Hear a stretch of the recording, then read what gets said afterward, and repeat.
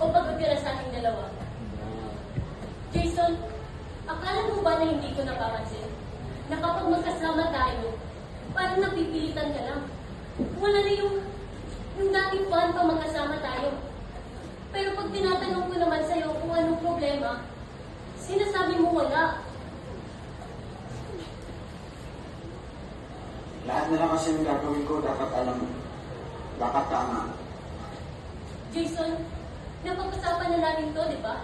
Ako rin naman nag-pressure Yung parents mo, ina-expect nila na igagay kita. Pero mas mahigpit ka pang magbantay sa nanay ko. Ay, nag-friend lang kita.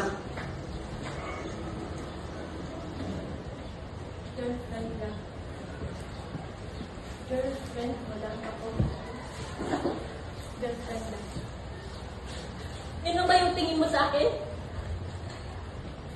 Gusto mo ng real talk? Real talk, ha? Pagod na ako, hintihin ka! Ako rin, pagod na rin ako. Pagod ako sumunod sa lahat ng gusto mo. Sa pagbabawal mo, sa pagbabantay mo, sa pagiging demanding mo. Ang mga pagbabawal mo, para yun sa'yo, para sa future mo, sa future nating dalawa. O baka naman ako lang yung nag-iisip na tayong dalawa sa future. Ayaw, may sarili rin ako buhay. May mga gusto ko gawin, hindi ko magawa dahil ayaw mo. Nakakasakal na.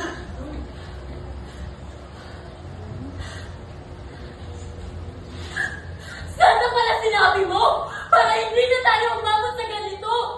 Hindi ko masabi sa'yo dahil alam kung ganyan yung magiging reaction mo. Pero ayaw, hindi ko ba talaga nasabi sa'yo? O hindi mo lang ako iniintindi? Hindi kita iniintindi. Ako pa? Ako pa yung hindi nakakaintindi. Ako pa yung masama. Ako pa yung mali. Hindi ako na uli! Kasalanan ko na uli! Okay?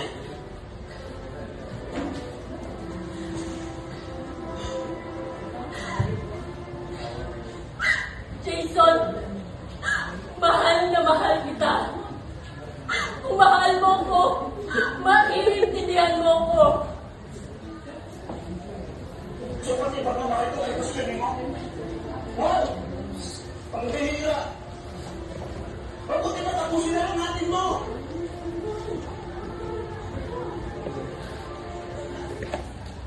Yun ba yung gusto mo? Sige! Sige, maghiwalay na